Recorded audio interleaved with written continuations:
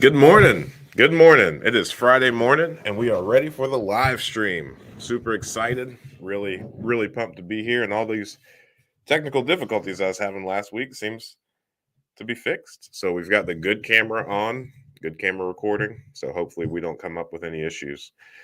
I think I'm in focus, but if for whatever reason I fall out of focus later on, just let me know.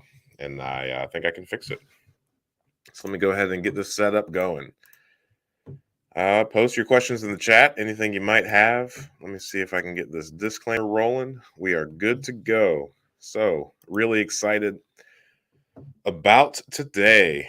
We've got a lot of good things going on. So, to catch you up on everything that has happened in my world this past week, I'm feeling significantly better. I know last week I cut this live stream short because my voice started giving out and I was just a little bit too congested still to make sense of anything. So, feeling good. I think we should be able to go a decent way for a while, so long as we have these questions rolling in. Really excited. Happy Friday. It sure is. So I'm excited. I'm very excited. And we are closing on 4 properties later today, which is a real blessing. I am a huge fan of closing on properties. And let me see. Let me just make sure that I'm not making stuff up. Let me go to our little spreadsheet that we have.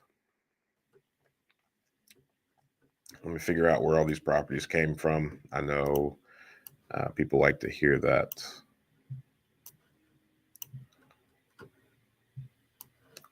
Yep.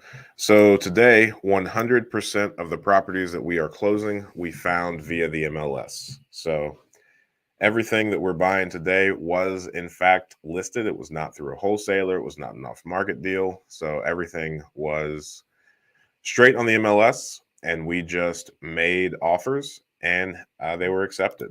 So that's pretty encouraging. Let's see here. What else? I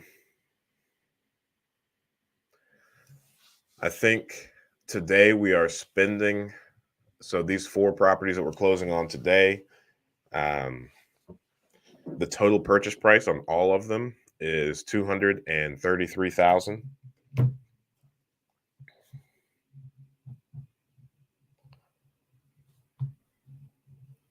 And they are going to rent out for a total of $3,850. So I know on these videos, on these live streams that I do, I discuss the 2% rule and trying to stay there. So let's see where I'm at.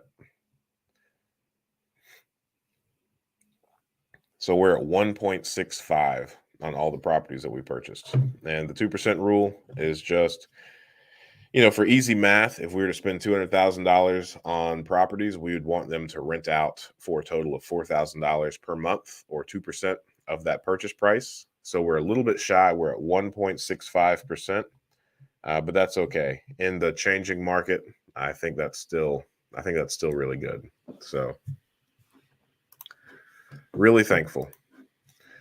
Good morning. Yeah, I'm happy you joined.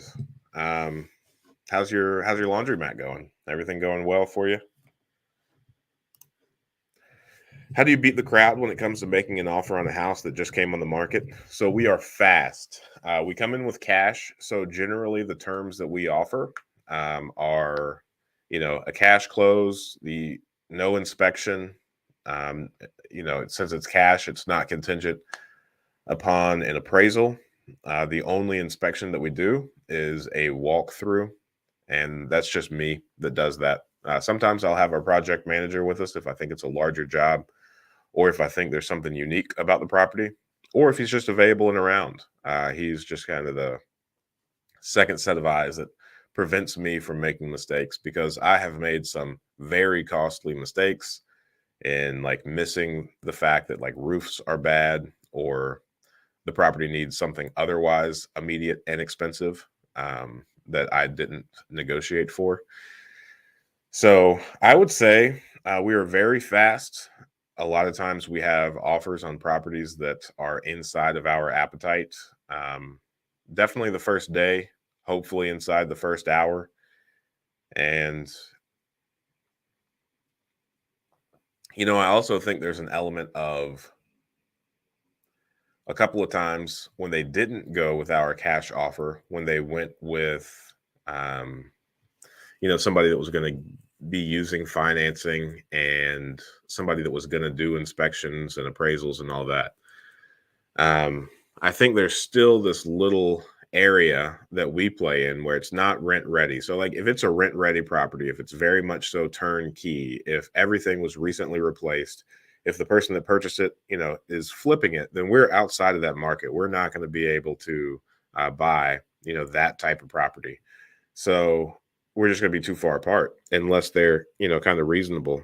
So that's not a property that we offer on. I think those properties are likely, fantastic deals for homeowners and people that plan on being an owner occupant of that property. So the ones that we generally offer on have some sort of deferred maintenance. And a lot of times, if an appraisal and inspection is done, then we're not the ones, um, like, we're probably the best bet because we're not going to ask for anything to be fixed. So there have been multiple occasions where, our offer wasn't picked. They went with somebody that planned on owner occupying it, but that owner occupant wasn't prepared to put, $10,000, $15,000 in on move in. So it fell through. And generally, after it falls through a time or two, they'll come back and ask us if our cash offer is still good. So I think just like the ease of doing business, I mean, we try to be very frictionless. We try not to come with too many extra things, just quick cash for your property. But I think that's most investors. So that's all I would really contribute it to. Pretty, pretty laid out there. I think that's a fantastic question, and I appreciate you asking it.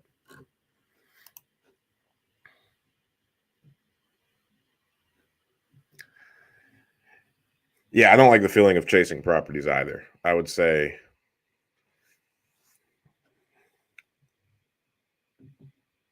I think that's a really important feeling to kind of get attuned to. And there have been several properties that I really want, but as soon as I feel like I'm, starting to chase after it, or if I feel like I'm making, if I'm getting not necessarily too creative, but if I'm trying to force this thing to work too hard, then I'll generally do my best to walk away from it. I'm very much so a fan of the idea of, hey, if this is going to happen, then it's going to work, So if we put offers on properties and they don't work out, that's fine. I do my best not to spend too much time thinking about it or beating myself up about it, or thinking about what I could have done differently. And then if I think the negotiations go too much back and forth, then I bow out of those as well. So, Eric, I think that's a fantastic point. I think that's a really good feeling to be aware of. Good morning. Yep. Laundromat's been good, growing each and every month. The second one is waiting on contractor and equipment. That's frustrating. I bet. We're looking. I mean, I say that all the time, especially each time you get on the live stream, but that's one of those projects that has been in the back of my mind for quite some time. It would just interrupt the flow of what we're currently doing a little bit more than we have the bandwidth for. But it's definitely something that's on our radar that we want to do. I bet. I bet. I don't know who that is though.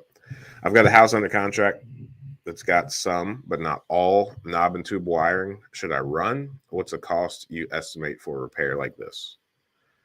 Well, Zach, that's a fantastic question, and I'm going to do my very best to tell you everything that I know about knob and tube wiring.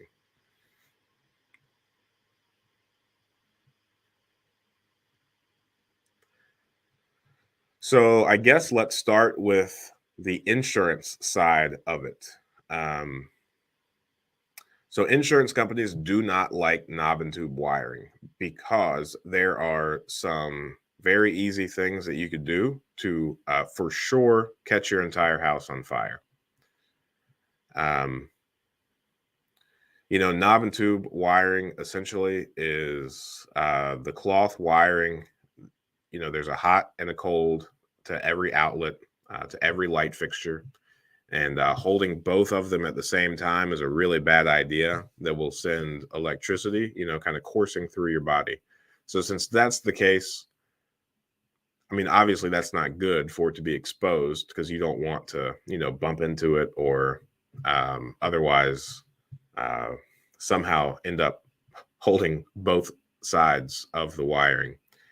In addition, pretty much anything similar to us that is mildly a conductor or something for electricity, touching it at the same time. So I think there were some issues with like blown insulation or insulation making contact with both lines that over time, accidentally, if it settles, something like that, I think you could get your house on fire. So because insurance premiums are generally pretty low and repairing house fires are generally pretty expensive, insurance company do not like writing insurance on knob and tube wiring. And if you do find an insurance company that is okay with the risk because they understand that knob and tube wiring has been in homes for a really long time, and the fact that for the most part, most of them do not catch on fire, and the knob and tube wiring is good for as long as that house is standing, there are some companies that are okay with the risk. However, there is still a higher percentage than your Romex at this point for just kind of combusting. So the premiums are going to be higher if you can find an insurance company that is interested in writing the insurance for that. Here in Ohio, I know there's a company called Hanover Fire and Casualty. They are a Midwest insurance company. They do not mind writing knob and tube wiring properties. Now, they are a little bit more expensive. And when I say that, I mean a normal property will likely cost about $600 in premium. A house with knob and tube wiring might be around $1,200 per year in premium. And I'm just going off numbers that I've seen recently on properties with knob and tube wiring. I don't really recall what the overall replacement cost or in total insured value on that policy was. But I guess you could expect to pay about double in insurance if you're in a state where there is a company that wants to write knob and tube. Now, also in Ohio, if you cannot find insurance anywhere else, then Ohio has what's called the Ohio Fair Plan. I don't know what FAIR stands for, but in typical government fashion, FAIR stands for something, and they will write insurance with properties that have knob and tube wiring in them. However, just like Hanover, I think they're also pretty expensive.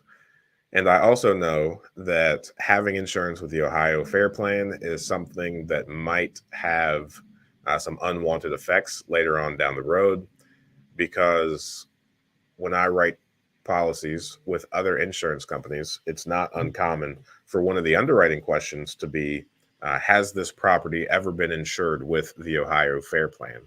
So from that perspective, I don't know what happens with if the answer to that question is yes. I don't know if the underwriters just take a closer look at it, if they want to, do some investigation or something. I'm not sure. Anyway, that's just an underwriting question that you should likely be aware of if you decide to go to the Ohio Fair Plan. It might be more difficult to get insurance with a normal carrier later on down the road.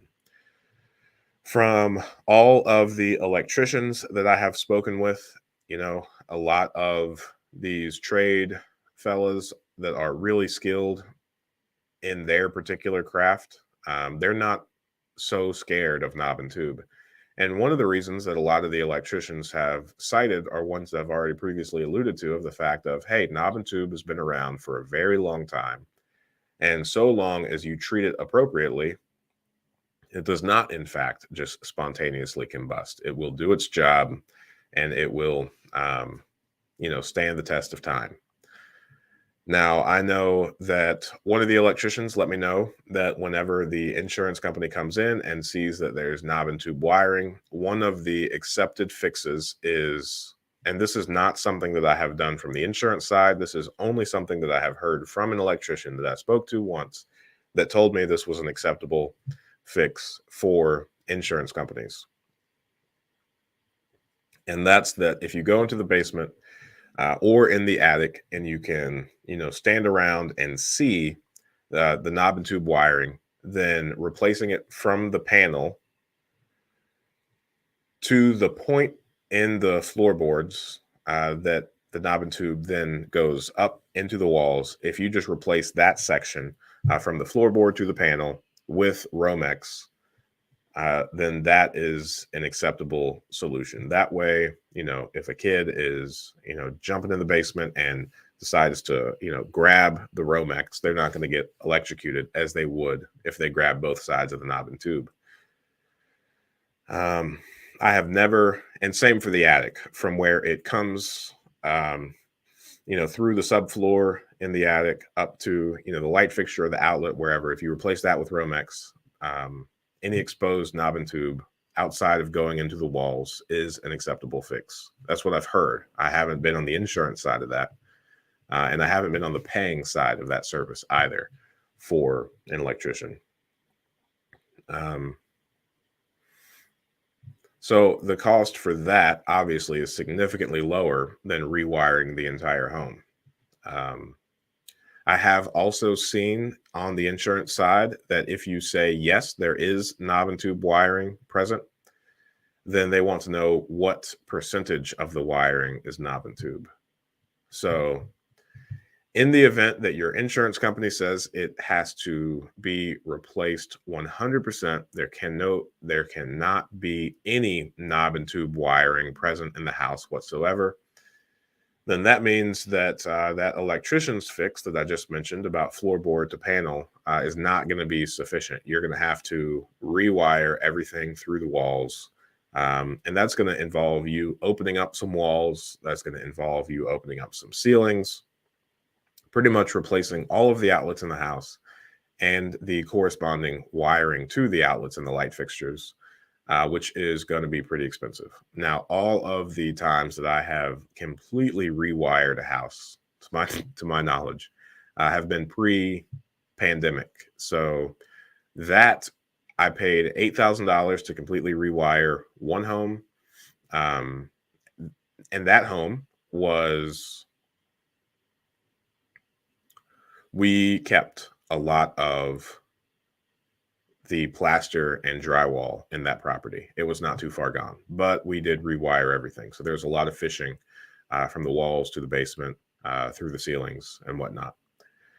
So that cost $8,000. Now we also did a larger home, but that was opened up completely to the studs. And for that house, we paid about $10,000 to have all of the wiring replaced throughout the entire house. So both of those also include replacing the panel and replacing the service line from the pole to the panel. So that's what we had on those properties. And just like that, that's everything that I know about knob and tube wiring. I hope that's helpful. Let me know if that was helpful, Zach. Going that long talking about something and never hearing anything again leaves me wondering if I make any sense at all. It's important to not become a motivated buyer and buy something that doesn't fit your portfolio. Yeah, I think that's extraordinarily wise. That was actually one of the questions. I posted one of these little community posts on YouTube. I posted it on Instagram as well. I haven't been paying much attention to Instagram at all, but I was a little bit pleased when I logged on the other day and saw that I had over 2,000 people following me. That just made me feel good because I really don't post on there frequently. So I started trying to post a little bit more. And then while I made an Instagram post, I thought to myself, you know what? I could put this on YouTube too in the little post section. So I did that and I got some good comments. Let me pull that up. Comments. And the one that you just reminded me of with the motivated buyer is one person asked, "Are you able to do this?" Because okay, so my post was our goal is to buy 200 homes this year. This is our 22nd purchase for the year, and then I'll show a little, uh, you know, picture of the property, and then talk about how it's really surreal. Because when I left law enforcement just in 2017, I was making like 44 grand per year, and already purchasing 22 homes this year so far. It's really surreal. But this lady said, "Are you able to do this while maintaining your return goals?" Pretty much, are you able to do this without being a motivated buyer and buying properties that don't fit the criteria that you've already told us about?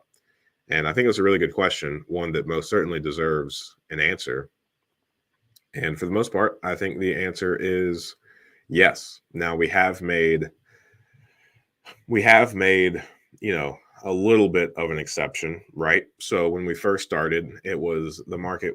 It was really easy to find 2% or greater deals, meaning if we spent $40,000 on a property, it was rent ready. That was our all-in price, and it would rent for 800. I think that number has creeped up a good bit, and from like a market perspective, um, those same properties that were turnkey at $40,000 are now 65,000.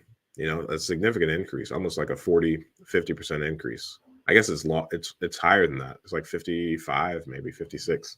Regardless, not doing quick mental math, we have had to make an exception there. So our returns, while they're still better than most parts of the country, they are less than we originally started.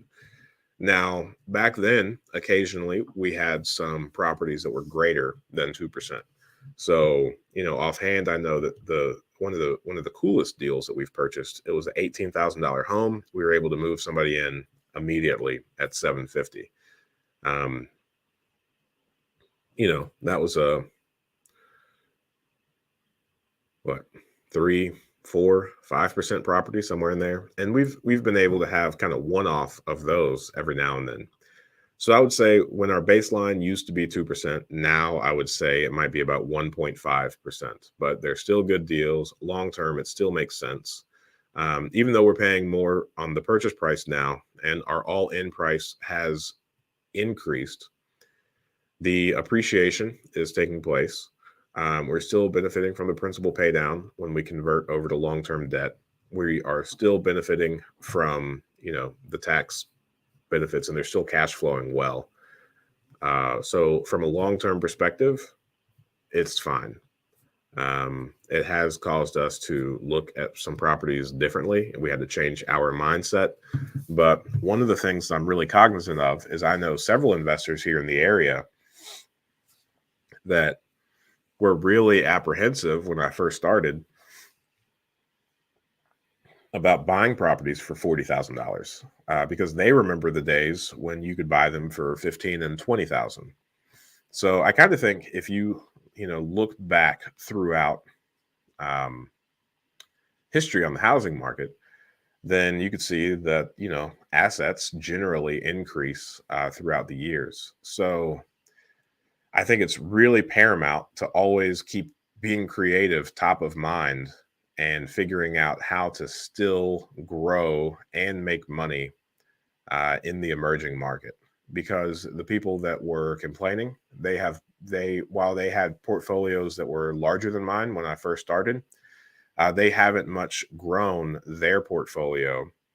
They're not doing anything wrong, but kind of the one-offs that I mentioned, like that $18,000 house, they are waiting and only purchasing deals like that when they come across it, which is a fine strategy.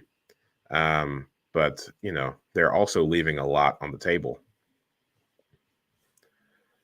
So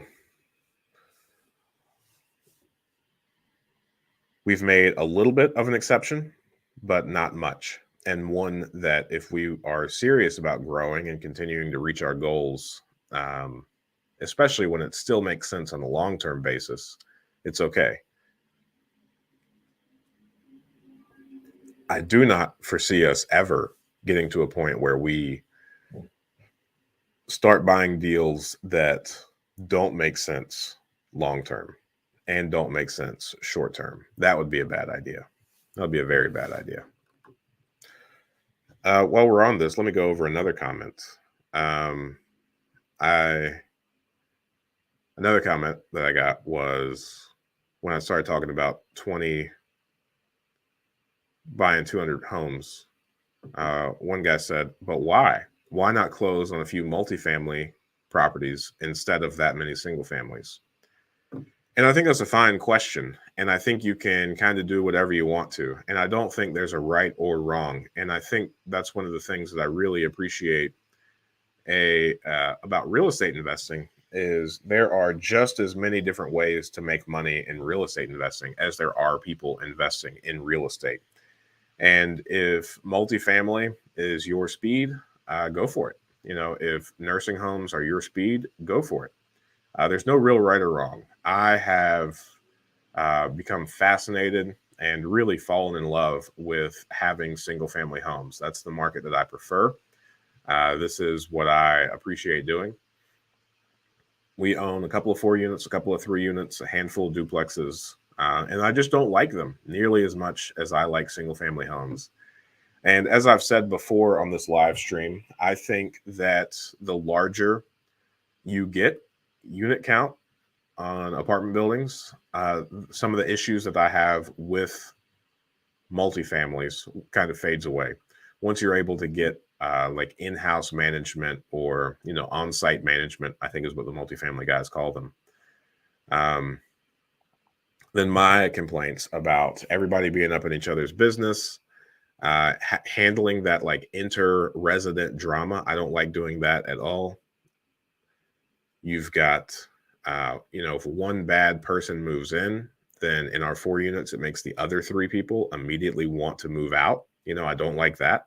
And even though we try really hard to screen very well, you can't always, are you crazy is not a question that is on the screening. And if it were, it really shouldn't be. That's not like a quantifiable question. And then you've got like the common areas where people don't necessarily respect the common areas much. So cleaning up the trash there is difficult. And that goes for the parking lot, the snow removal, the lawn care. And then, I think that's about it. You can also talk about utilities with multifamily properties, especially here in the county that we invest in. You've got to pay the water, sewer, trash. That's not something that is easily dividable amongst the residents. So I'm not a fan of paying those large bills. And I also, so for those reasons, I prefer single family homes. I don't want to deal with those. And at a certain point in any of these investments that you make, you realize that every investment that you can possibly make comes with a corresponding set of problems. And those are different for each investment. And you have to decide, are these problems that I want to have long term? And for me, when it comes to multifamily investing, the problems that come along with that are not ones that I want to have. The ones that come along with single family homes, I'm all about. I don't mind those whatsoever. And, this is my opinion. This is not something that I can, kind of back up. But from a personal perspective, building up the community, having a positive impact on neighborhoods, having a positive impact on the experience of what it's like to live in areas, taking existing housing stock, making it like functioning units of society. One of Dayton's issues are, we've got over 10,000 vacant homes that are like boarded up in disrepair, high on the back taxes. I personally love taking those properties and making them valuable again, and making them like not valuable from a monetary sense. I mean, that too, but also just like, functioning units of society. They add value to the street or the neighborhood that they're on. They don't, serve as an eyesore to the community anymore. They don't attract additional trash and people dumping on them anymore. So that is an element that I want, that I prioritize, that I keep really high. And if I were in it just for returns and just to make money, sure, it may make sense to start transitioning to multifamily. But I would say even higher than the returns are my desire to have a positive impact on the area that I'm operating in. And I could be wrong, but I, for one, have never heard of any developer, any um, neighborhood, any citizen of a community say, "Oh, it is so fantastic and wonderful that this apartment complex is being added to my community. That's going to do wonders for us," right? So that is a belief and an opinion of mine, and for that reason, multifamilies just really don't excite me, even if they might be a better idea. All my rentals had knob and tube. You just need to factor in rewire to the numbers and see if it works. There you go. How do you find a good general contractor? Toughest question ever. I think finding fantastic residents and finding fantastic contractors will forever be the two largest issues in investing in like the residential space. So contractors obviously have the ability to really mess up the numbers, make your otherwise good investment a bad investment, just like the residents that you put in them do. They can treat your property well, they can have pride of ownership, they can make it a fantastic home for them, their children, or they could destroy it, making your good investment a now bad investment, right? So I think this is the hardest part of real estate investing, is constantly finding good contractors, because honestly, being a good contractor in the investing real estate investor space um, also has an affordability factor, whereas any of these contractors can charge 2 to 3 times more for their work if they go onto the retail side.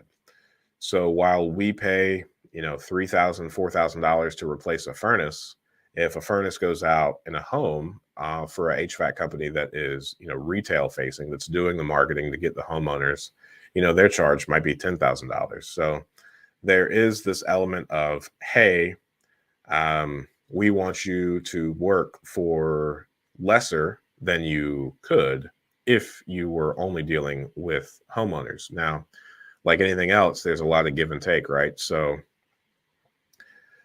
finding that many homeowners, replacing a furnace is a once every 20 to 25 years. So it becomes like a churn and burn for that contractor that is targeting homeowners. They have to do a lot of marketing. They have to constantly be getting their name out there, getting referrals and all of that.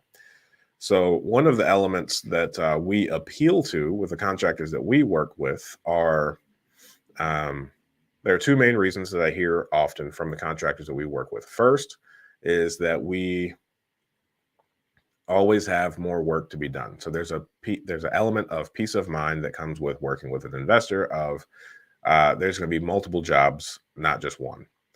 And then the second element is, now these are contractors' words, not mine, but like, let's just, since we're talking about furnaces, let's just keep rolling with that. Of they're not going to come install a furnace into one of our properties, and then we call them and say, "Hey, ever since you installed this furnace, my garage door hasn't been working right." So there's a little bit less of a headache factor on the investor side, and a little bit more of a consistent funnel. So with that in mind, I would say finding a good contractor is not, calling the popular local contractor companies in your area. And perhaps it's more so networking with other investors, figuring out who they use, and also knowing that those are the two appeals for contractors working with you. Creating a good relationship with somebody that's interested in doing work for investors looks like minimizing your personal headache factor, and also going out of your way to make sure that the contractors that you have the ability to keep them busy. So when I talk to investors that are just starting out, I kind of have forgotten the pain of, when I had 10 properties or less, getting contractors to show up, meet me at places, and kind of keeping their interest were pretty difficult because in some manners, I had the possibility of just being a once and done type customer as well. So now, right now, I think we have 8 contractor crews that we pretty well keep busy. And since we're trying to make sure that we always have additional work lined up for them, we have, like, when we get low on vacant properties that need rehab, we go out and find more properties that need rehab to keep these guys busy so that they can go straight from one job to another. And that's very appreciated by them. So I would say that you might be able to get lucky, form a fantastic relationship with multiple contractors when you are smaller. But the difficulty that comes along with finding good contractors is definitely minimized the larger your portfolio gets, because the service that you ultimately provide that contractor is less of a headache and they don't have to market as well. So I hope that was helpful. And I tried to answer that a little bit differently than the standard answer that I give of, start with a small job, see how they do, see how they show up, see how they, how long it takes them. Are they able to stick to their timeline? Do they do a good job? And hopefully when you give a contractor a very small job, hopefully they make a mistake and they have to come back and fix it. And I think those are the main things that you want to look at when you are working with new contractors, by starting them, testing the waters, starting out pretty small, and then allowing them to come back, fix some things, see if they come back at all. Some of them don't, and then if all those check out, then bring them on for significantly larger projects. Good luck. Last year I found a good one, but now he's too busy for me, despite him telling me he will always make time for me. Yeah. And I think when contractors say that, they really mean it. But being good at a trade is fundamentally different than being good at business. And if you are the best electrician in the world, that doesn't mean that you're going to be good at running a business. Now that goes for, any industry. You could be the best CPA, but you might not be a good business owner. And there are several elements of running a successful business that far surpass the skills required to be good at that particular trade that you're offering. So I really think that a lot of the contractors that we work with, the common issues are just as similar to any of the issues that small business owners face of, time management, um, marketing, bookkeeping. Some of the stuff is really overwhelming. And, I find it really difficult to run a business like the insurance agency. I mean, I think that is pretty difficult, and I'm in front of a computer all day. I couldn't imagine adding the complexities of needing to work with both of my hands while also being in charge of scheduling and lining things up and communicating. Because the few times that I have helped renovate these properties, it becomes really difficult to do basic things like respond to text messages and emails and calls when both of your hands are needed in accomplishing the task at hand. So a lot of grace. Awesome. Thanks. Thanks for the response to the question regarding knob and tube wiring. You provided additional considerations. Awesome.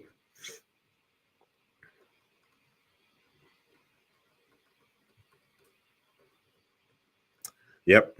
I would budget about 10 to 12,000. Oh, look at that. He said 13 to 15 for 1,100 square foot house. Yeah, makes sense to me. If you look up low interest rates, you don't need that 2 to 3% rent to purchase rates. That's true. I agree with that. So 2% is the first rule that I got extraordinarily comfortable with when I started investing properties. I know in some of the earlier videos, I haven't mentioned this in quite some time, but one of the goals that I set out for myself was to do a full analysis on at least one property per day, right? And when I started doing that, and when I say full analysis, I mean listing out all of the available income to that property and then listing out all of the expenses and then going through and figuring out what deferred maintenance is present on that property, figuring out how much that's going to cost, figuring out roughly guessing how much time that thing has left and how much you need to set aside per month in order to address that thing. So if you see a property and it clearly needs a new roof, then you could obviously negotiate for that in the purchase price. But if it's like a 5-6 year out issue, if it's not actively leaking and you're not able to negotiate that in the purchase price, then how much is that going to cost? How much are you going to need to set aside per month to fix that? So doing that for at least one property per day, and just like many of you aspiring real estate investors, I got a absolute thrill out of doing those analysis. So it never stopped at one. It's like when I used to be really big into weightlifting, I would always say, hey, just get to the gym for 15 minutes. That's all you need to do. Just get in there and stay for 15 minutes. Well, uh, you know, even if I was in no mood to work out, 3 to 5 minutes in, I started getting a rush off of it and stayed for 30, 45 minutes instead of 15. So similarly, telling myself that I just need to analyze one property per day. As soon as I got into that mindset, doing 2 to 3 was, significantly satisfying. Um, so then in doing multiple of those analysis, I started to see that if the market rent was 2% of the purchase price, then generally, regardless of the condition of the property, so long as it didn't need a full rehab immediately, then the numbers worked. And obviously, when you get into 3% to 4%, then it's a no-brainer. So the 2% rule is one of the things that I immediately started to favor because I thought that it meant that it was a surefire way that the property would make sense, so long as there wasn't, a full rehab needed. Totally agree, Ryan. The houses I've bought were in neglect. I literally turned liabilities into cash flowing assets. And though the journey can be frustrating, in the end, it's wonderful. I appreciate it. When purchasing a house subject to, should I be targeting short-term loans? So if you're purchasing a house subject to, then you shouldn't be targeting any loans at all, because subject to is subject to the mortgage in hand. So you should refinance, I think, as quickly as possible. But if you are buying a property subject to, then the mortgage is in place. Presumably the lender is fine with the property being purchased subject to the mortgage. So they're not in fear. You shouldn't be in fear of them calling it anytime soon, which means you have the afforded opportunity of stabilizing the property before you look for finance. So if it's a true subject to deal, then I don't see the importance of short-term financing, because short-term financing is just used to kind of bridge the moments from having an unstabilized property that needs work, that needs to get rented out.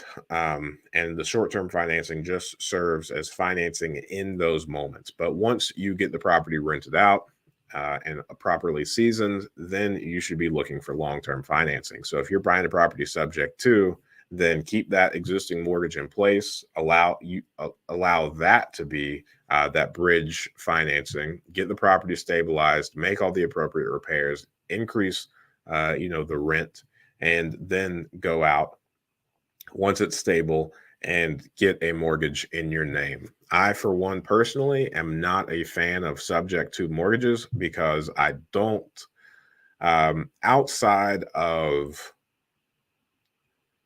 it being a fantastic deal for the investor that's just getting started, that doesn't want to put their own capital or doesn't have their own capital to put into a deal, I don't think that subject to mortgage or subject to purchases are generally a win-win relationship or win-win transaction, because the sellers, the ones that have the existing mortgage that are giving over, for all intents and purposes, the property to you, but their mortgage is the one that is underlying, the mortgage company is not going to amend or endorse their mortgage and add you to that. So all of the exposure, all of the liability falls on the sellers of the property. If the deed transfers, then I guess the liability is shifted between the seller to include both the seller and the lender.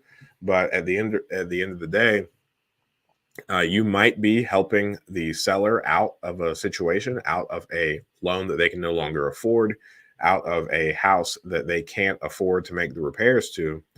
But if you had the ability to just buy the property outright, get rid of that existing mortgage, and free the seller from any additional exposure, then I think that is a better, less sticky transaction than the subject to.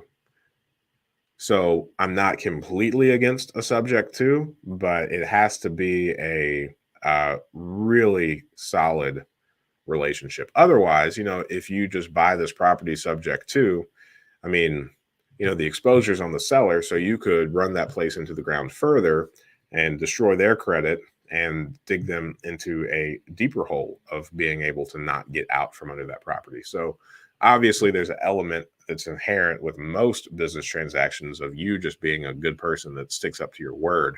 And if you are in fact that, then even though on paper they have exposure, they don't have exposure in reality.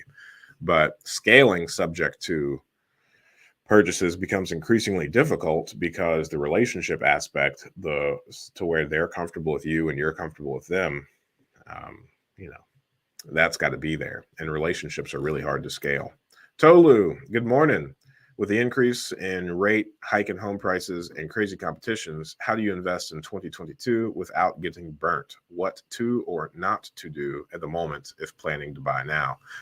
Well, I think that's a fantastic question. So,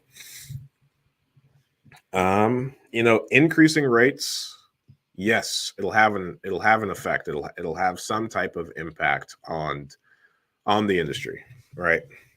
However, I would say if we zoom out and we look, I'm not a savant on interest rates or economies or any of that, but I would say that if you look at the historic averages of interest rates, even with the speculative 1% increase, we are still going to be on the lower end of those average interest rates. So 5% is still a very low rate to get on a long-term loan. So if you compare interest rates to inflation, on average, the rates of inflation are about 3.22% per year. And that is a statistic that I learned before they started printing a lot of money, to ease whatever. So if you look at the published data for interest or inflation at the moment, then it's at like 7.5%, somewhere in there. So if that's the case, if you look at it like that, then any loan that you get under 7 to 7.5% for this year at least would truly be like getting free money handed to you if you can still get a loan for 4%. Because if inflation continues to be around the 7% mark for 2 or 3 years, then essentially each time you are, paying off any of the interests, then it is at a lesser amount than you borrowed. So tomorrow's dollars will be more abundant, but less valuable than yesterday's dollars at 7%. So, 7%, you take $100 and then add 7% inflation to it, now you're at $93. So of actual value. So generally, low interest rates like this are still fantastic for real estate. You're also, going to see more, rising home values because it's significantly easier to print dollars than it is to build houses. right? So we're still seeing a rise in labor costs, a rise in material costs. When I first started, $25,000 would rehab an entire home: new kitchen, new bathroom, paint, flooring. Sometimes even new mechanicals and roof would fit in that $25,000. Now, we've got a few projects where we are about to cross that $50,000 mark for full rehabs of the same house, right? So those have doubled. So I don't foresee personally, with rising labor rates, with um, you know the low inventory of homes available, even if the interest rates go up more. Um, I don't see the housing prices going down at all. I think it's a really strong market.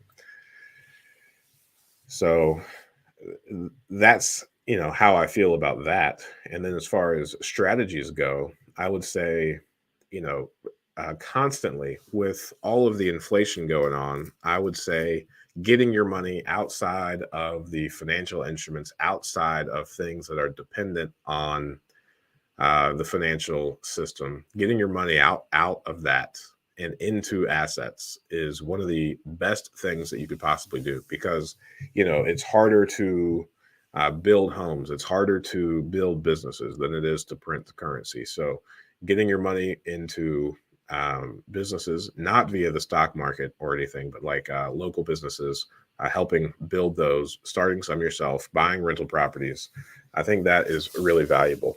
Even the what are things that you can collect that have value outside of the dollar? I think that's smart. Whatever that is, I think you should probably do that.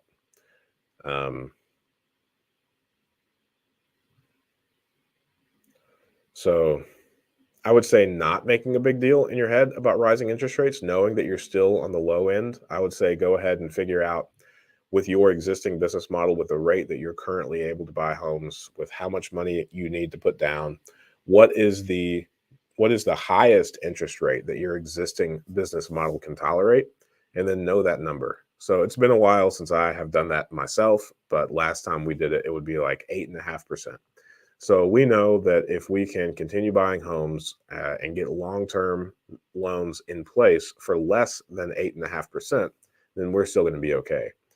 And then if interest rates go above 8.5%, then we're going to have to start focusing on something else, start pivoting in some kind of way, and kind of be agile and figure out what are the voids in the market, what are the niches that we can um, dive into to remain profitable and continue going ahead. And I would just say, if you see that your current business model, that your current strategies aren't working, figure out in some way how you can adjust. Because one of the benefits of being a small business, of being an entrepreneur, is that unlike the government, unlike large corporations, you are agile, you are nimble, you are able to see that something does not work and stop it immediately and start doing something else that does in fact work.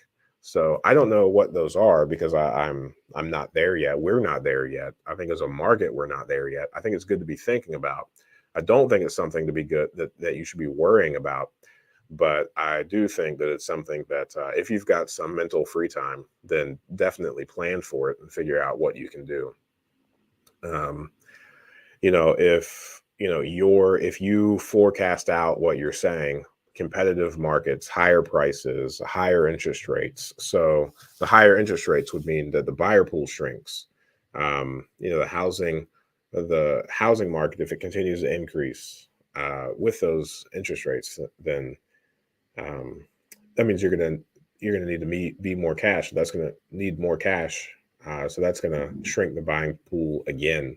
So it's safe to assume that most people won't be able to buy homes, right? So how can you service there? If you can get some rentals, sure. Maybe short-term rentals is something that you should explore.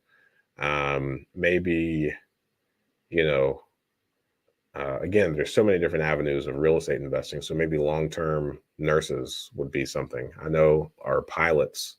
I know these people need places to stay for long term, like 6 months. Still shorter than a normal lease, but longer than a short-term rental.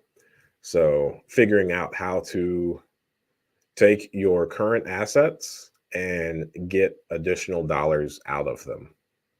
Um, I think that would be a good idea. And just brainstorming in that regard. I think it's probably going to look different for everybody. Going back to the fact that there's just as many different ways to make money in real estate investing as there are people investing in real estate. So, just things I would think about. Oh, thanks. And happy to see you on here. Thanks. That's awesome. I saw this quote and it's so true. People wait to get into real estate when the rich get into real estate and then wait. Well, I think the rich are always in real estate.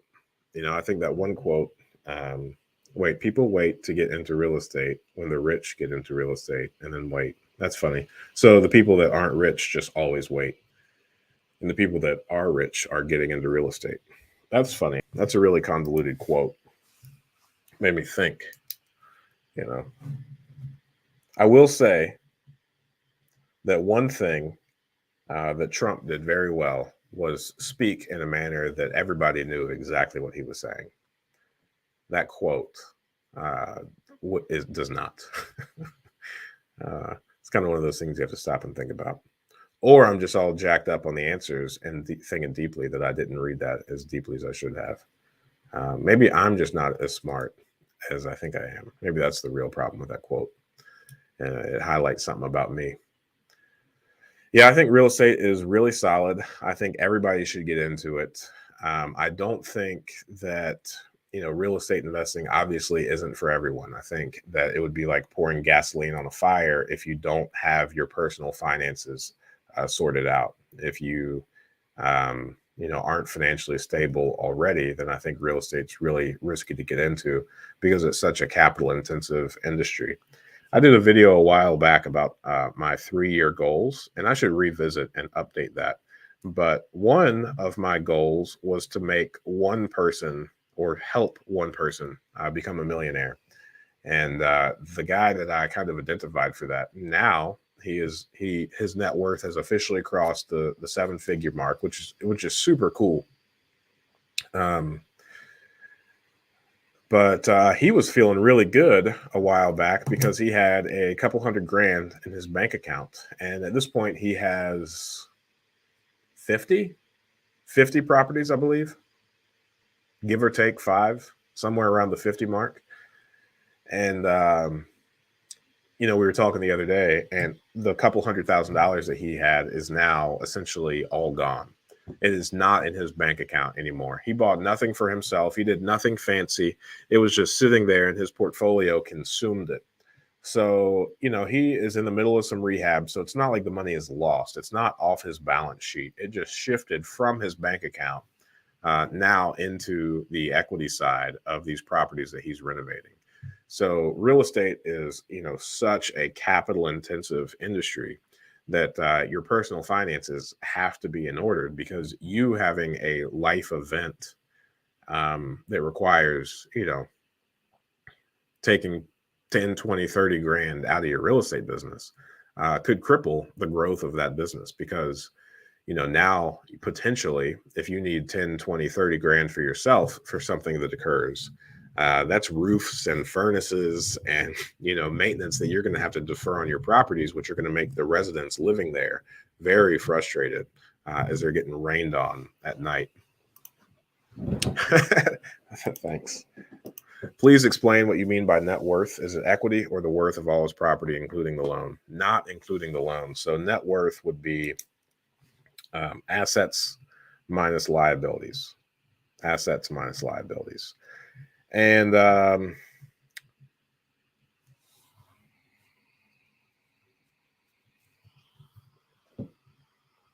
think we should also take a brief moment to say and recognize the fact that net worths are always and 100% subjective. So the only portions of your net worth that aren't subjective are the actual dollar amounts that you have in your bank account, your 401k, if you're one of those people that have one of those, or retirement accounts or whatever, the actual corresponding dollar amounts that you have control over. However, it's slightly still subjective because, inflation is out there playing with your purchasing power. So even though you got 100 grand in the bank, if you're talking about 7% inflation, then by the end of the year, your $100,000 isn't going to have the purchasing power of $100,000. It's going to have the purchasing power of $93,000. So there's an element of subjectivity that you cannot get away from when you're talking about net worth. I think a good example of this is businesses. On paper, with like your accounting practices or whatever, you could say that a business that makes $100,000 in an industry that has like a multiplier of like 2.5 is worth, $250,000 on paper. So you could add that business as $250,000 to your net worth. However, if you need to sell that and you only find somebody that's willing to pay $150,000 for that business, well, now your net worth just dropped by $100,000. These are imaginary dollars, right? Because it's not like you can borrow against them or anything. Similarly, if you've got $1 million of equity in real estate, that's the market value. The market value of the home minus the loan that you have, but you need to sell one of them and the highest offer. So let's say, you've got $50,000 of equity in a property. The property is worth $75,000. You need to sell it, and you don't get an offer for, more than 70. Well, that's, $5,000 that you've added onto your net worth that doesn't actually correspond to anything real. So net worths are super subjective, and, you can either be conservative and not include some things. Like I know one guy who buys and sells and builds businesses, and he does not include the value of his businesses in his net worth. I asked him about it a couple of times. It's pretty much just because of how subjective it is, and he wants to be conservative in his estimations of his own net worth. And you've got other people that want to be really optimistic. They would include like top dollar premium of, all of their assets in their net worth. So super subjective. I think in his case, he probably does have $20,000 of equity in each of his properties, given that he's got 50. And I would say that's probably a conservative estimate. And I would say as real estate prices only increase, it doesn't stand to do anything but go up.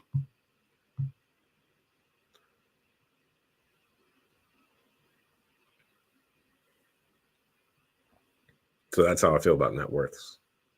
Giving really long answers. Today's a good day. I'm just so happy to be back. I tell you what, I am overwhelmingly thankful, and I feel very blessed that my wife, got sick. I was able to stay at home and take after the kids. And, our team is awesome enough to carry on these businesses in my absence. I'm happy that I was able to do that. But it feels so good to be back. So this was my first week. And last week I tried to come back. That Friday, I just popped in here to try to do the live stream real quick, and it didn't work out. My voice didn't stick around for too long. So this week was technically my first week back, and it feels really good, But hey, God made man. He designed us to work. So there's a lot that goes into that. Your thoughts on multifamily to expand? Hey, man, I talked about your comment earlier and gave a really long explanation of the comment on the post. I'm personally not interested in multifamilies. To give you the short answer, I'd recommend that when this is over, you go back and find the section that I was answering your question, because I gave a long one. But in a nutshell, I just don't like the problems that come with the existing multifamily structures here in the area. And here in my area, we've got rows of 4 units. We've got a couple of 16-unit buildings or so. But for the most part, we don't have any. They're building a couple now, but we don't have any like large, 200-unit multifamilies or any of these large buildings. And I don't like the problems that come along with the 4, 3, 2-unit properties. And I'm also putting like the community I think that's more important to me. And I just, to summarize, I would just say I've never seen someone say, "Oh, that's fantastic news that this apartment building is being built in our community. That's going to do wonders for us." You don't hear that often. Thanks, man. I appreciate it. Super excited to be here. Super excited. And I'm super excited to have all the opportunities. And I'm super excited to close on these 4 properties later today. And when I close on those 4, that'll bring us to 26 properties for the year. So in order to be on pace to buy 200 properties this year, we need to buy 17 per month. So the fact that we're approaching the end of February and we've only purchased, so far it's been 22, but after today it'll be 26. 17 times 2, 34, minus 26. What is that? 8. We're 8 shy from where we should be. However, we do have 21 properties under contract at the moment, and that includes the 4 that we're going to be purchasing today. So after today, 21 minus 4, what is that? 17. So we'll have 17 under contract still, and a lot of these should be flooding in. We've already got all the money raised for these properties, so it's just a matter of time before these things are closing.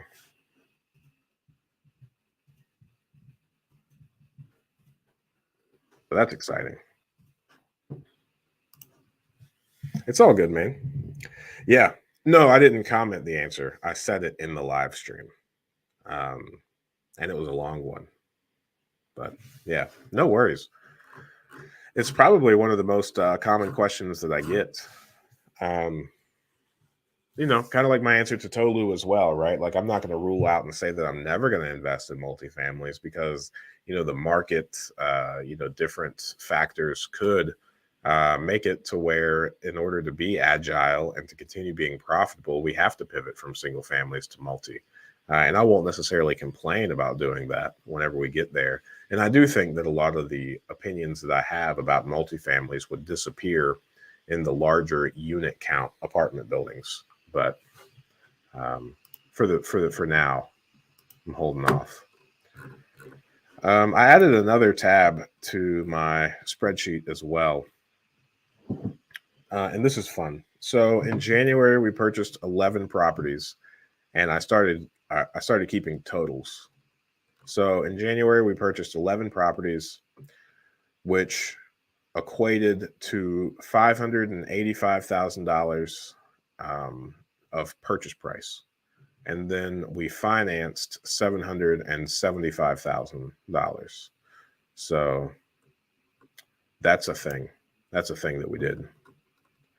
And then so far in February, we've purchased 11 properties. After today, it'll be 15 properties. And as of right now, we've purchased $579,000. That was the purchase price.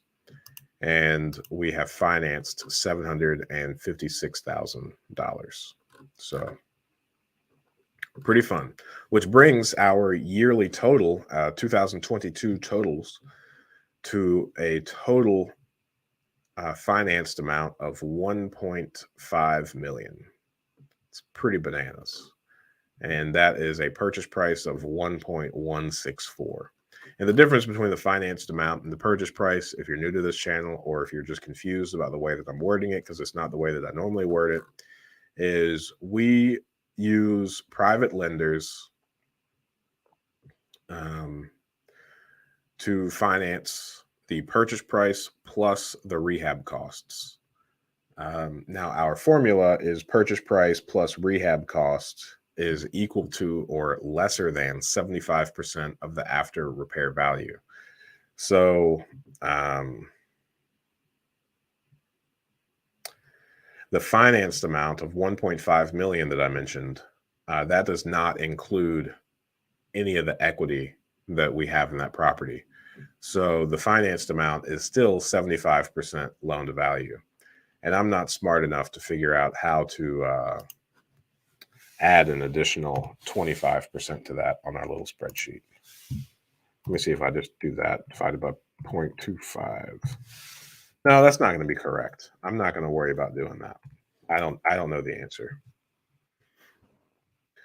But presumably that's 75% of the value that I'm talking about. What is the minimum time your investors have to keep their money with you for?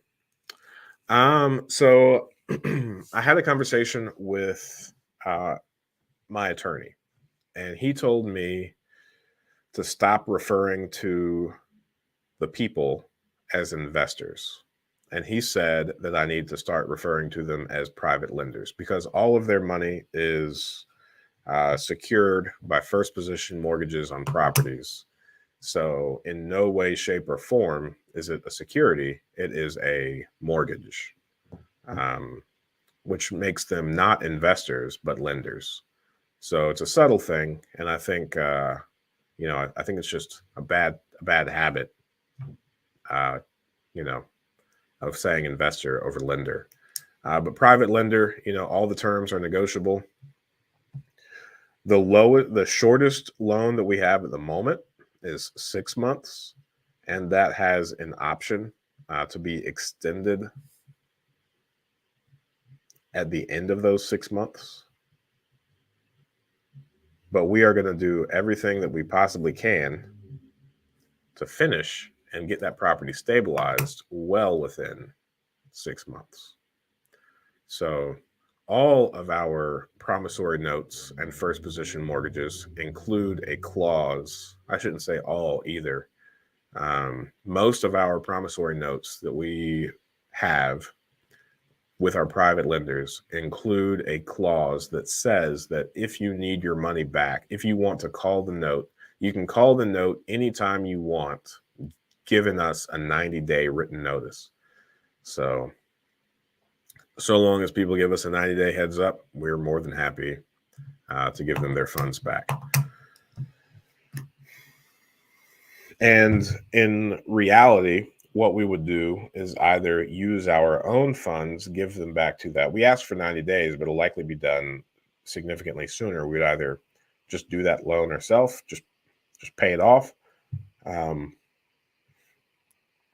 or we would approach one of our other private lenders and just kind of swap, do a refinance of private money. All right, let's see. We've got 15 people on. We've been doing this for an hour and 12 minutes. It has been a fantastic hour and 12 minutes. Super excited. We're at the bottom of the comment list. So there is that. Post your questions in the chat. Let me know if you have any questions. Happy to answer those to the best of my ability, at least. What rate do you give, and can out-of-state lenders work with you too? Yep. I would say our average rate is 12%, 10 to 12%, somewhere in there. It really depends on the deals. Some of the deals we do at 10%, some of them we do at 12%. It really depends. But I would say 10 and 12% is what we do. And yeah, lenders can be anywhere. It's really up to the lender where they lend money. So if they want to lend money to Ohio, then I think that's a really good market to be a private lender in at the moment.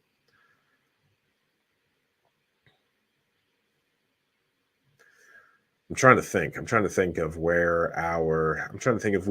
if we're international, do we have any out of country lenders? I don't think we do.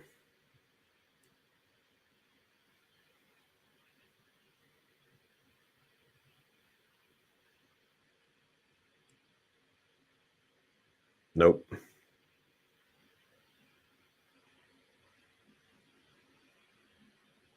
We're all stateside. Everyone's stateside.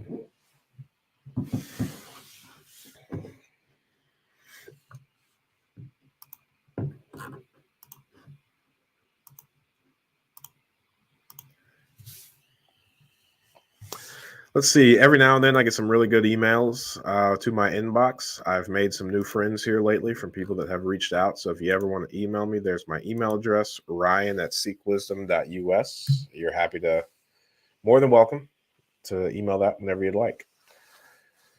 Um, Now there are some questions that I get on the email. It's just like, come on, just hop on and join us Friday morning live stream. I'd be more than happy to answer this question, but also really happy to connect. We also have the Seek Wisdom Mastermind. I think that is a fantastic thing. Seek-wisdom.com/join. I've got that rolling in there. The whole principle of seeking wisdom is really important to me. I think it is a bad idea to try to go out and reinvent the wheel, right? So if you want to make a really big life change, like I did from going from law enforcement to owning a business, well, there are so many people that have owned businesses before me. So I didn't have to reinvent the wheel. All I had to do was read books and talk to people that were currently business owners. And I was able to get here significantly faster than if I just sat there and tried to reinvent the wheel myself. There's this one fella that I know that is his biggest issue is that he just wants to strong arm everything and do everything himself. So when I first met him, and to where he is now, I would say he is in the exact same position. He has made almost no progress because he wants to do everything by his own volition, using his own knowledge base, and argue with everybody that tries to pour into his life and tell him more efficient, more effective ways to do things. So the Seek Wisdom Mastermind, I did a video about it on this channel. And I would say that is definitely something that any guy that wants to fundamentally change the course of his future and surround himself with like-minded people that are actually going to hold him accountable to the things that he says that he's going to do, I think that's really, really important. That's a great group. It's $300 per month, but I'm a little bit biased. I say it's very much so worth it. And in those groups, you're not only getting the benefit of it's 1 hour per week. It's a Zoom call. There are two groups at the moment. For 1 hour, you're talking with like-minded people. The way that it's structured is we go over wins of the week. And then each week there are two men in the middle. And when you're in the middle, you go over any sort of issue that you're having, either professionally or personally, whatever. And the rest of the guys, there's about 10 in each group at the moment. The rest of the guys will give you their feedback, ask some questions, and figure out, if they have any experience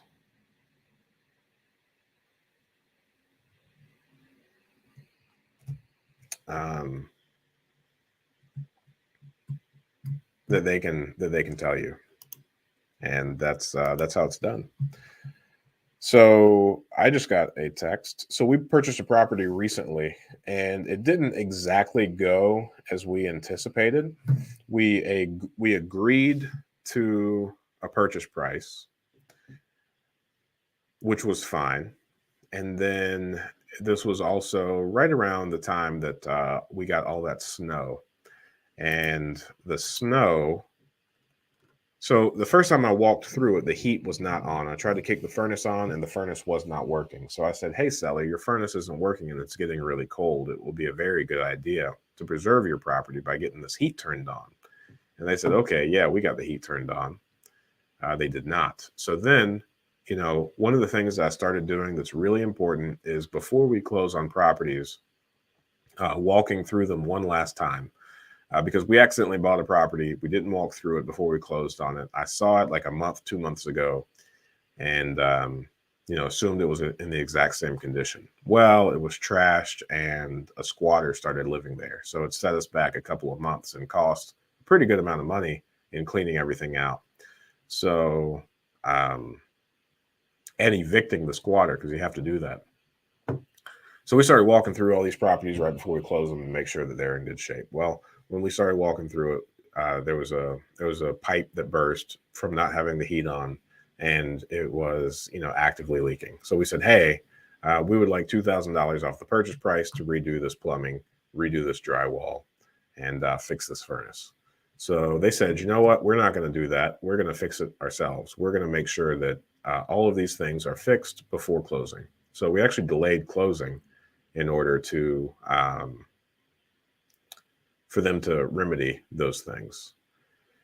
And unfortunately, it's one of those things where we really just wish they gave us that $2,000 discount. But hey, it is their right to make repairs instead of renegotiating the price. So turns out, I just got a text just now that says, that pipe that burst, they fixed the drywall, right? So I walked through it and the ceiling was on the ground in the kitchen, right below the bathroom where the pipe burst. Well, the pipes were not repaired. The drywall was just fixed. So it is actively leaking now that someone has moved into that property. So it's frustrating. But it's probably going to be one of those things where when I really wish, I would have preferred that they just gave us the $2,000 so that we could have our people go in and fix it the right way the first time. But again, at that vantage point or at that particular juncture that we were, we didn't have, they didn't want to do that. They wanted to fix it, which now I see why. They spent, a couple $100 to fix the drywall rather than actually fix the underlying issue, put Band-Aids on everything until closing. It's a real dirty move, and you shouldn't be able to sleep well at night if that's the kind of thing that you do to other people. But it's a thing. So,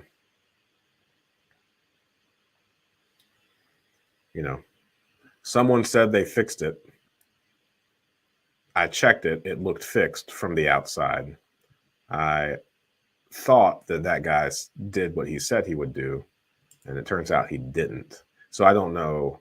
I don't think there's probably anything that I could have done differently. And now we have the benefit of going in there, fixing it ourselves the right way the first time to not be in this position again. So the good thing that comes from this is now we've got the peace of mind knowing that it's going to be done the right way. However, we do now have someone who is being inconvenienced by us having to go in and work on a property that they just moved into. But hopefully they're understanding. Yeah, no joke. What are some advantages of levering versus paying cash? So the first property that I purchased, I did so in cash. I bought a duplex for $35,000. It was rented out for about $1,000 per month. Now I'm about to tell you a whole bunch of stuff. And one of the things that I can't separate is the fact that I also had a bad management company on that duplex. So that management company nickel and dimed me excessively, which skewed the returns. However, I will say that I bought that duplex in August. I bought it rented. It was rent ready. Everything was very well taken care of.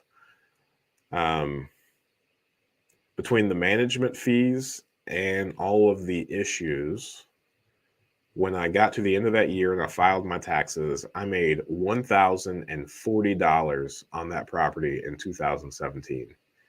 So 4 months of having that property, August, September, well, I guess 5 months because I got paid for August. So August, September, October, November, December. So 5 months, I made a total of $1,040, which is what?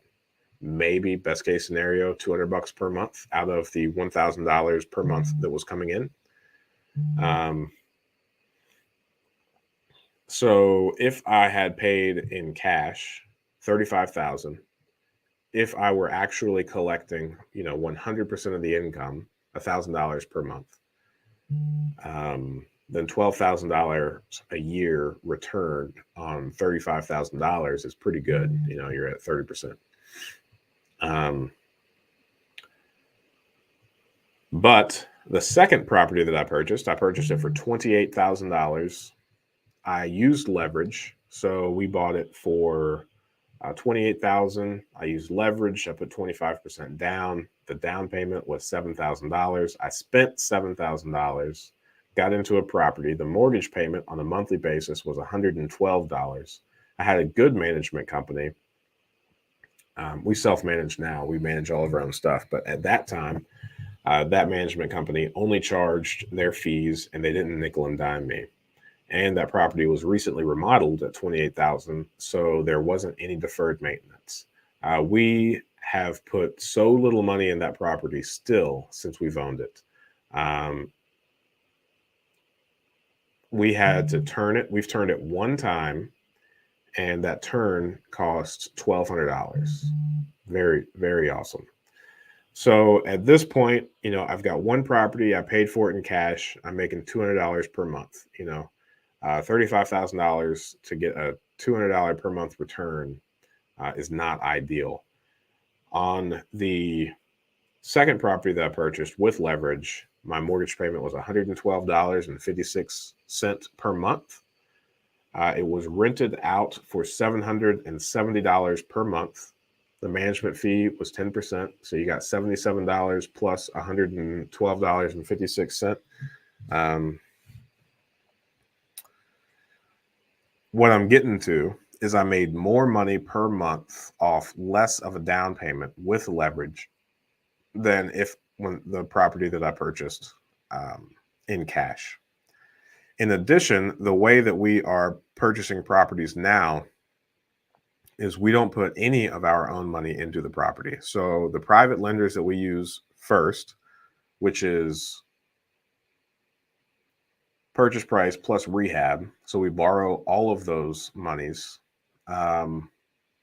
But we make sure that the purchase price plus the rehab is 75% of the after repair value or less. Now, most banks do loans at 75%. So that $28,000 property, I put 25% down. They did the loan for 75%, which is $21,000.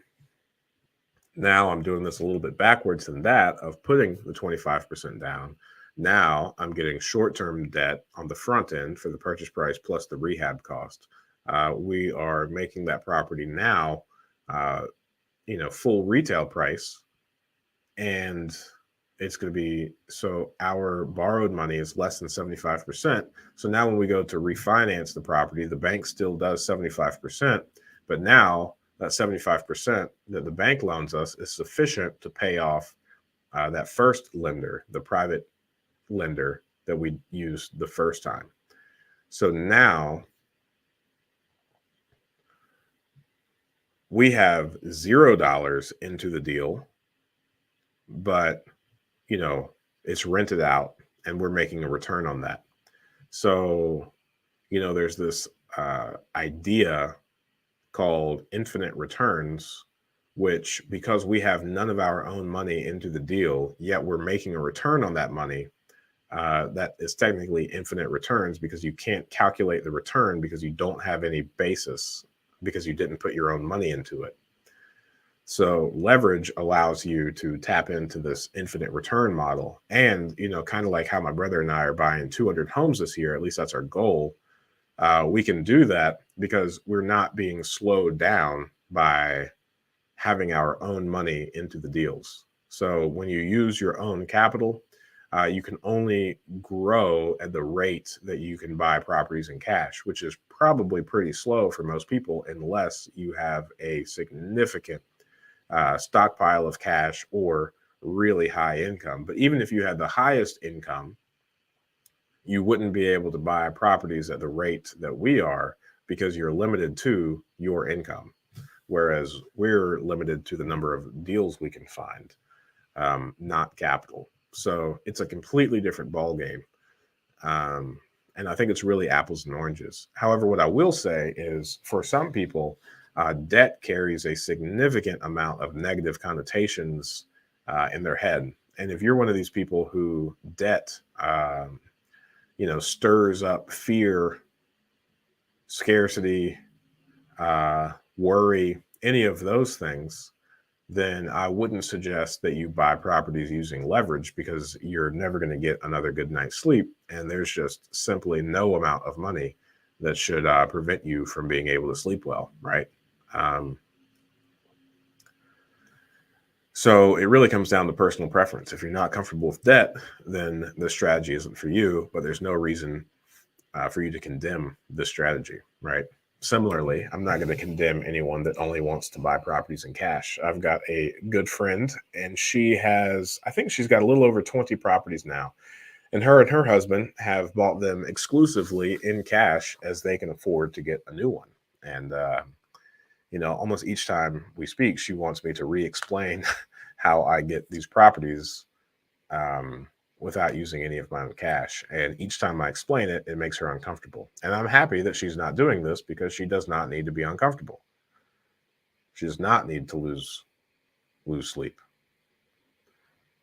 So, two different two different ways, both completely viable, uh, both really dependent on your end goal, right?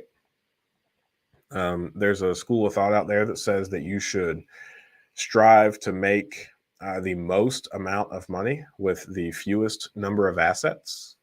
And they will cite things like diminishing returns and saying that, um, the amount of headaches that come with having, let's say, 200 properties compared to those of 50. So if you can make the same amount of money to your pocket with 50 properties as you can with 200 with significantly less headache, then you should choose that 50 property route over that 200 property route, which, I find no fault in that.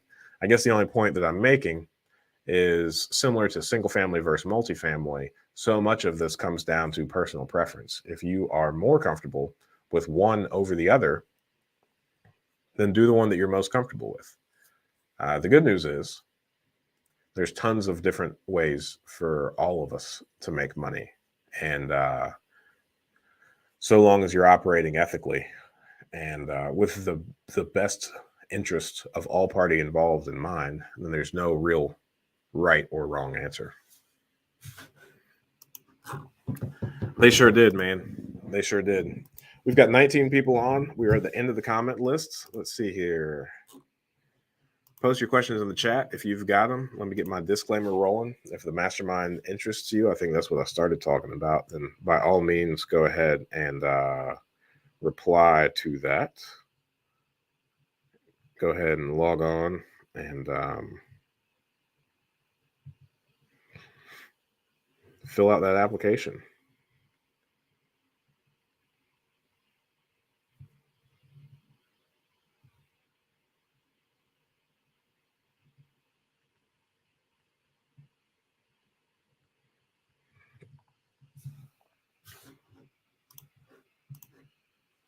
Hit the like button. Thanks, Lewis. I appreciate it. It's 9:32. We've been doing this for 1 hour and 32 minutes, 33 minutes. I need to skedaddle or skedoodle at 10 a.m. So I've got about 30 additional minutes to answer questions if people ask questions. So let's see here. Instagram, hey, I'm on that and I'm posting a little bit now that I saw that I had like 2,000 subscribers, and it made me pretty excited because I really don't do much on Instagram because I'm not necessarily a fan of well, we'll leave all that out of there, but yeah, follow me over there on Instagram if you're interested.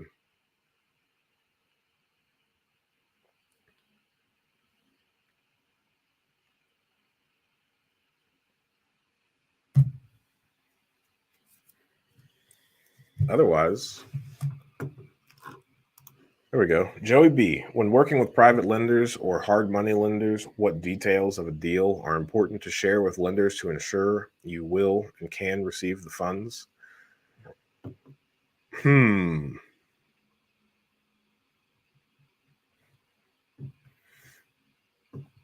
Well,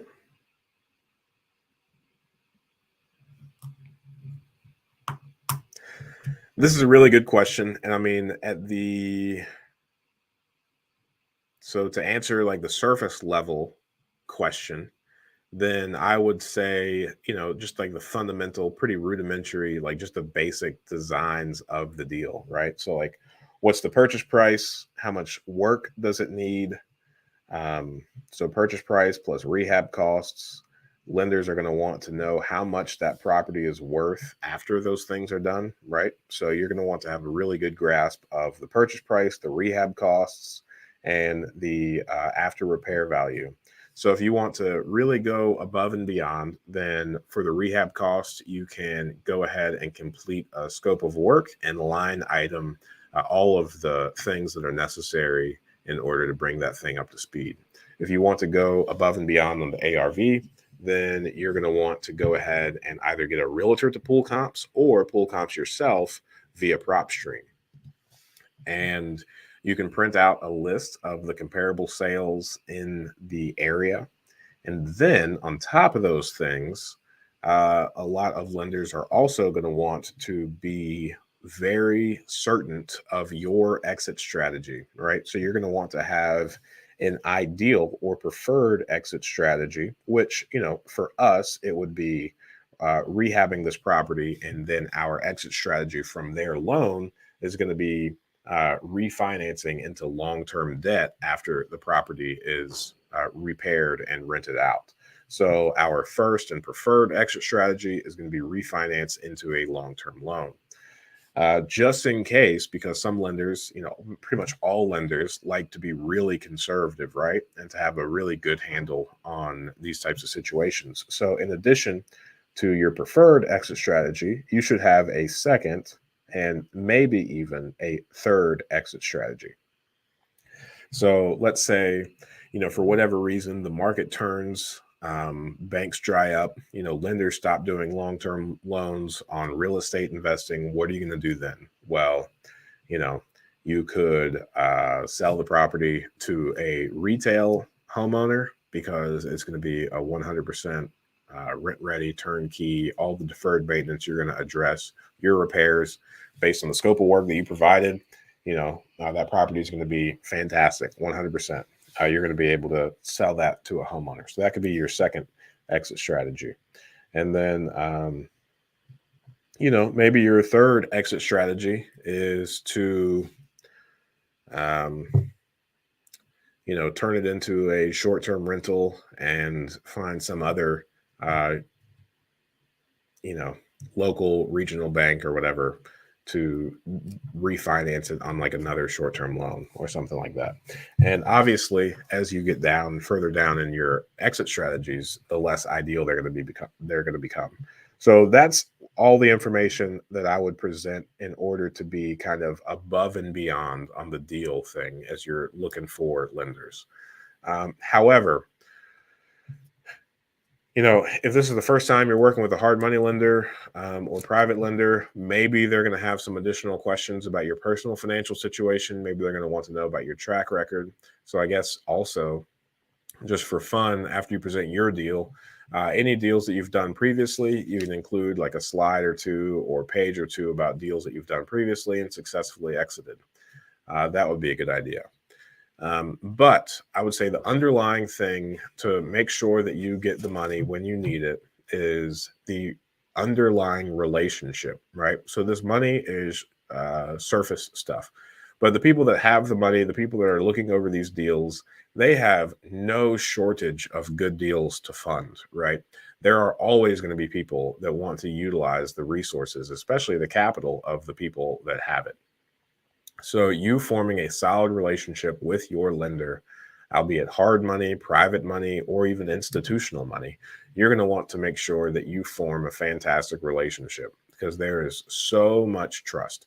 People want to see your track record, when they don't know anything about you, but when that relationship piece is really in there and really good, then, they know your track record and they know your character, right?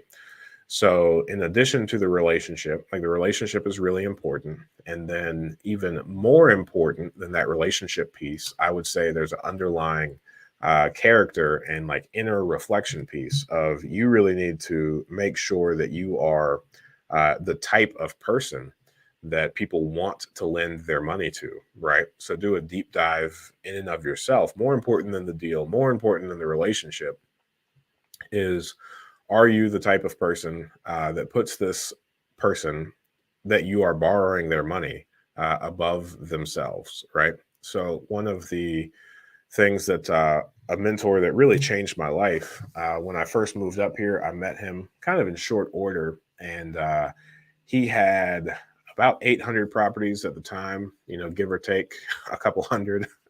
I don't know. Um, and he was nice enough to take me under his wing, show me the ropes.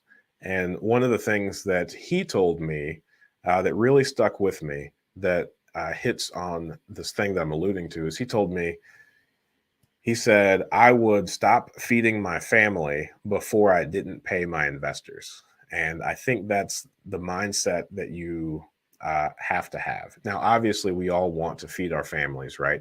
But I think that was a really short sentence that showed that he put his investors, the people that went out on a limb for him, the people that wanted to invest with him and finance these deals, he put them above himself, above his family, above his children. And clearly, he had put in a significant amount of work on himself in order to be the type of person that people want to lend money to, right? And I think that is uh, a little bit kind of abstract out there, but also, really, really important. I almost had a good thought, but I lost it as I was speaking about him and him saying that. There was another thing that I wanted to say. I'm going to take a moment to try and remember.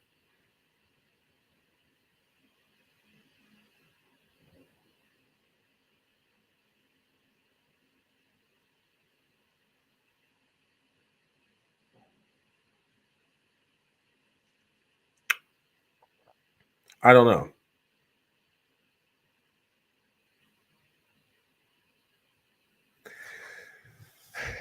Speaking of this, and this is really cheesy. This is a little bit of this this almost has nothing to do with the answer. I think I'm done answering your question, unless you have a follow up question. But I remember when I first started learning about money. So, for those of you that aren't familiar with my story, my wife and I got married. She was an assistant principal. I was in law enforcement. I was making like 44 a year. She was making like 60, 65, somewhere in there. Um, it was really important that she be a stay at home mom. And I, at 44,000, I've always kind of saved 50% of my income since I got hired. And if she were to be a stay-at-home mom, first off, I wouldn't be able to save like that anymore. Second off, the lifestyle that we kind of created, we had a $1,400 mortgage payment. That was going to be like all of one of my paychecks. So we were going to have to stop saving and be pretty well close to paycheck. So I decided, I've always considered myself to be like a really high performing person. Um, so I have been able to accomplish most of the things I've ever set my mind on accomplishing.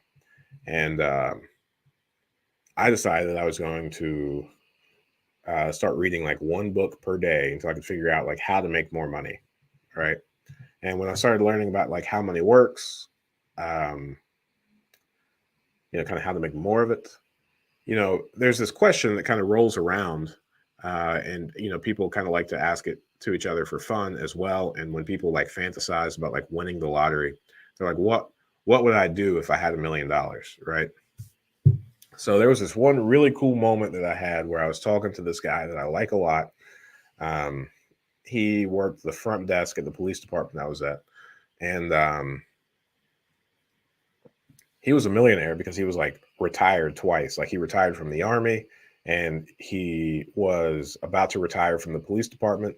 So he had all these retirement accounts. He hardly spent any of his money ever, and we just talked about like long term, visions.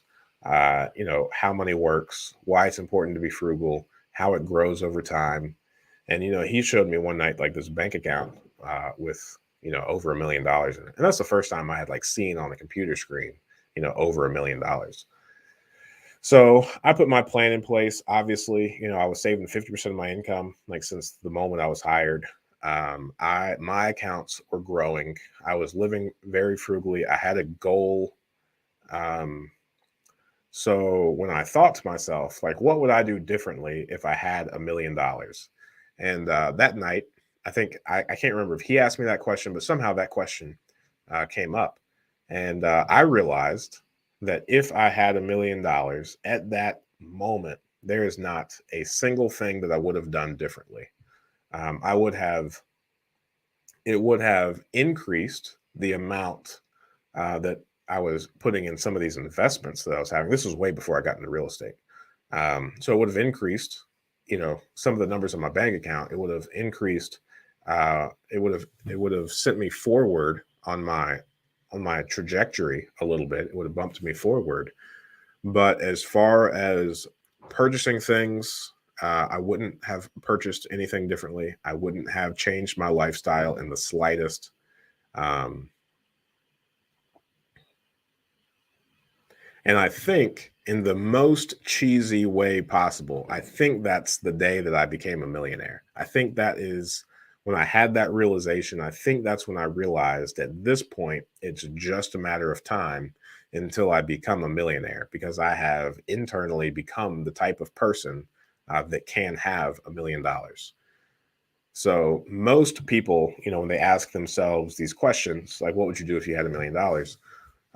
It's kind of like that one saying, a fool and his money are quickly departed, right? So if you had $1 million and you would buy X, Y, and Z, likely X, Y, and Z are not things that would make you any money. They would not preserve your wealth. They wouldn't add to your wealth. They wouldn't make you additional money. The way most people answer that question is with things that don't matter, and ultimately their value goes to zero at some point, right? So one of the things that I talked about recently, which is another little bit of a tangent, is so much of money is like discipline related, right? Discipline and behavior based. So you're talking about like the lottery, since I just mentioned that a couple times. So like buying a Lamborghini or buying a massive house or all of these things that are liabilities that I just mentioned that don't make money, they don't add to your value or anything. Um, if you woke up one day, you won the lottery, like how long would it take for you to get back to zero? And some people, they are under the impression that, $1 million would radically change their life. The truth is, it likely won't. And I think an analogy that I came up with and I was really proud of is take your daily habits, what you do right now. So imagine that one day you woke up and you looked like a bodybuilder. How many days, weeks, or months would have to go by before you look exactly the way that you do now, right? Between your current exercise routine, between your current diet, if you were to put a bodybuilder in your routine that you have right now, how long would it be until you look just like you do right now? It's just a matter of time. And I think money is the same way, which is, I segued because you need to be the type of person that people want to borrow money to. I think that's really important. And from the lenders that I've talked to, that I've formed great relationships, one of the commonalities is like, hey, good ideas, good deals.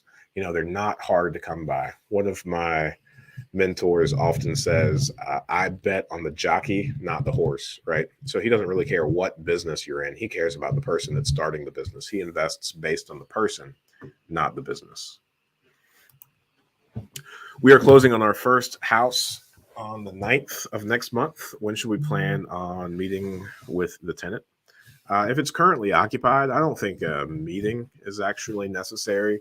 If they don't have an existing lease in place, I would reach out to them pretty quickly. I would probably call them the first day. When we first buy properties, we have a welcome letter that we send out, and it lets people know like the basic things, like our website, how to access their account, how to pay their rent, what to do if there's a maintenance item that they need addressed. Just basic things like that, just like our standard operating procedures, if you will. So I would do that probably same day. If we have their contact information, we will call them and tell them all these things. If we do not have their contact information, which happens, believe it or not, pretty frequently when we buy properties with no keys, no tenant information, not a good idea. But those are properties that are deeply discounted. So it's a problem that we are willing to take on because of the equity associated with it. Um,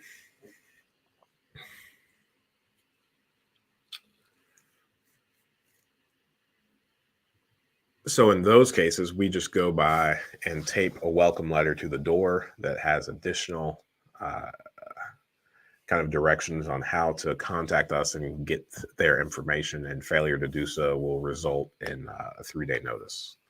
So I don't think you need to meet with them per se. I don't think it needs to be like this grandiose thing. I don't think it needs to be this, hey, we're the new owners, great to meet you. I don't think it needs to be anything like that. You can if you want, if that's your style, but I don't think it's, fundamental to the relationship. Thank you, Tolu. I really appreciate you. When I was out for those 3 weeks, I thought to myself a couple of times, I wonder if Tolu's worried about me, because I don't think I actually provided any explanation. I was like, I wonder if she's going to knock on my door at some point. Thanks for the explanation. I know you can take up to 10 properties in your name, but I recently talked to my local bank and they said they could only loan me money for up to 4 properties. Yeah, each bank has their own different rules. I would say, besides private money, are there other banks that can loan past the 4 property mark? Yeah, for sure. You just talked to a very conservative bank that doesn't want to play this game. So banks are all different. One of my favorite things to say is, he who has the gold makes the rules, right? So, and my brother is my partner, and I think, he handles all of the behind the scenes things. He handles all of our finances, and I shouldn't even say they're behind the scenes, but just like the administrative side of the business, like just as fervently and just as feverishly as I'm out here looking for new properties for us to purchase, my brother is looking for banks and lenders and institutions that are willing to work with us and that are willing to take on properties for us. So the 10 property thing that you just cited, it's really important to note that that is for properties that you're going to put in your personal name, that you're going to qualify for from Fannie and Freddie loans. So the government-backed loans, you can only qualify for 10 of those. That is the only place where you have a limit. If you put these properties into an LLC and you go over to the commercial side of the house, no bank has a limit on how many commercial loans they will do, even single family, just how many properties they will lend to on an LLC. Now, bank by bank, they may. So all banks have like a threshold that they don't want to go over for each person. So one of the smaller banks that we have like 1, maybe 2 loans with, they have a really low limit, similar to your 4 property bank, where this bank doesn't want to have a personal exposure of greater than 350,000 on any one person. So as soon as I borrow $350,000 from that bank, I am done. I can get no more from them. Even if it's in an LLC, if it's in my personal name, if I started a new business, they're not interested in it. That's their max. So what do you have to do when you run up against something like that is go and talk to a different bank. So the next bank that you speak with, they might have a 5 property limit. They might not have any limit at all. We run into this more frequently with like seasoning requirements. We've got a couple of lenders that they have no seasoning requirement. You could refinance with them after, an hour of owning the property. Others have a 6-month seasoning. Others have an 18-month seasoning. So each of these banks have their different rules. It's not like all banks are one cohesive unit that make all decisions collectively. You can put in some work. You can put in a lot of hours on the phone. I talked to that one guy that I referenced earlier, where he was a guy that I identified that I wanted to help him become a millionaire. He told me one day that he spent over 6 hours on the phone just calling different banks to work with. So it is a massive, massive time consuming thing to figure out what banks want to do and when they want to do it.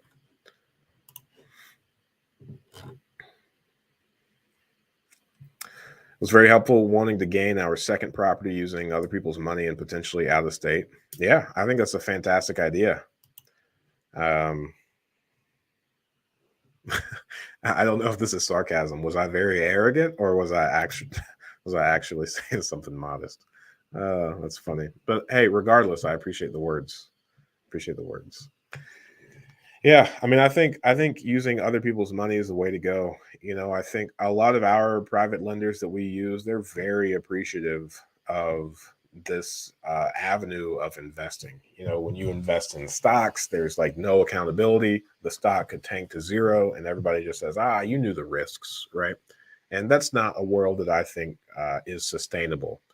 So it's kind of a real racket, a real charade. And I don't think we, as the people whose dollars are being negligently thrown around, misused, used to fund things that aren't ethical, that we don't believe in via our 401ks and Wall Street. You really need to start voting with your dollars. You really need to start finding alternative investments, utilizing the avenues available to us, like self-directed 401ks, self-directed IRAs, and lending them to causes, to people, to companies that are ethical, that we do believe in, that actually can be held accountable, right? So for us, our private lenders, our notes are secured by first position mortgages. In the event that we default, their money just doesn't go to zero. And we don't say, sorry, you knew the risks, right? We, the property is repossessed by them. It's their property. And because the formula that we invest with is purchase price plus ARV equals or less than is equal to or less than 75% of the ARV. Think about that. Worst case scenario, they get that 25% equity. So the money that they lent to us actually increases. And if the property is already rented out, then we're paying them, let's call it 10%. So that's a fraction of the cash flow, the monthly cash flow. In the event that we default, they repossess the property, it's still going to be rented out. So now they don't get a fraction of the cash flow. They get all of the cash flow because it's their free and clear property. And, the underlying value of that asset is greater. So it's significantly more stable.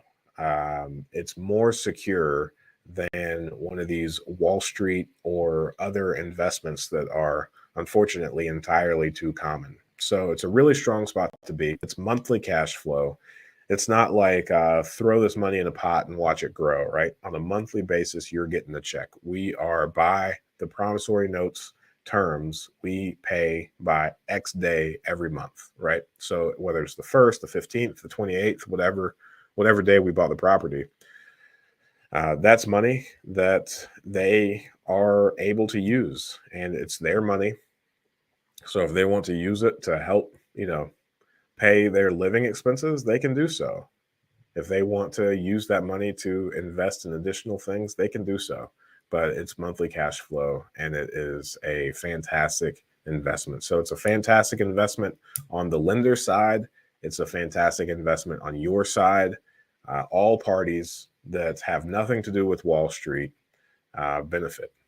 So not to be too salty against Wall Street, I'm just saying, hey, there are better opportunities out there. All righty. Well, hey, it is 10 a.m. I need to skedaddle or skedoodle, whichever you prefer. It was fantastic speaking with you all. Thank you all for allowing me to talk for this long. It's been right at 2 hours. I did not lose my voice, and to my knowledge, I didn't make any weird sounds into the microphone like that 30-minute stint that I did last week. So I really appreciate all of you. A huge fan. Look forward to talking to you next week. 8 a.m. Eastern Standard Time. I'll be right here ready to answer any questions that you all feel like typing into that little box. So have a great week. Go out, find some properties, make some investments. If you can't find any properties, see if you can lend money to somebody in the market or partner with somebody in the market where there is still money to be made, and continue to grow your wealth and create for you, your family, some generational wealth. Change the trajectory of your family tree. All righty. Talk to you all next week.